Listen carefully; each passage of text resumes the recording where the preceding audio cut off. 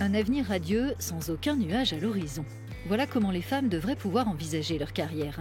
Mais aujourd'hui encore, des inégalités demeurent, notamment dans les domaines de la science et de la technologie. D'après l'ONU, moins de 30% des chercheurs dans le monde sont des femmes.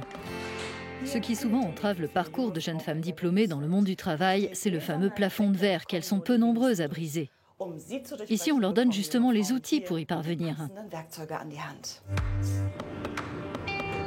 À Nice, le campus d'hiver pour promouvoir le leadership féminin à l'ère du numérique s'est tenu à l'initiative du géant de la technologie Huawei pour donner aux jeunes européennes de talent plus de moyens d'action. Bună, mă numesc Andreea și vin din România. Hej, jag heter Luba och jag kommer från Sverige. Hallo allemaal, mijn naam is Jasmin en ik kom van België. Hei, mun nimi on Iida ja mä tulen Suomesta. Tere, mä oon Hildegard ja mä oon pärit Eestist. Pendant une semaine, des enseignants de haut niveau ont partagé leurs connaissances sur le codage, la prise de parole en public, les sciences cognitives, l'innovation dans la santé et l'apprentissage machine. Bonjour, je suis Cécilia des Pays-Bas, étudiante en ingénierie biomédicale. C'est très intéressant d'utiliser l'intelligence artificielle, mais représente-t-elle un danger ?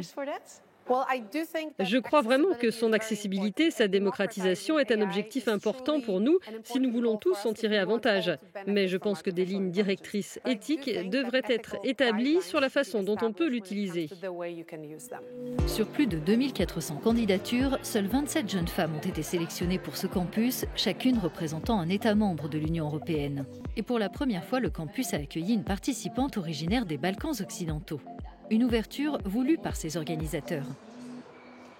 Chez Huawei, nous nous engageons pleinement à offrir toutes ces opportunités aux femmes de toute l'Europe pour qu'elles puissent rejoindre le secteur technologique, mais aussi façonner l'avenir de la technologie.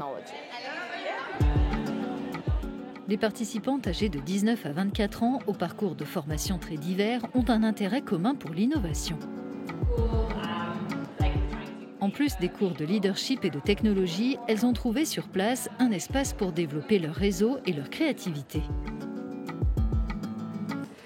Ici, tout le monde est concentré. J'assiste à un cours de programmation et je viens justement de voir comment je peux apprendre à programmer moi-même. Je descends à 6, puis à 5 vers la droite, puis 4 et 0. Je fais apparaître un cœur.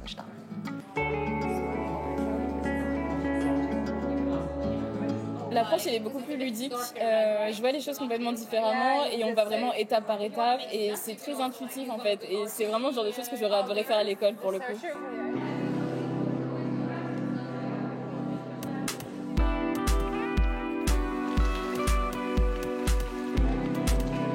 Après une semaine chargée, les participantes ont reçu des certificats et des prix.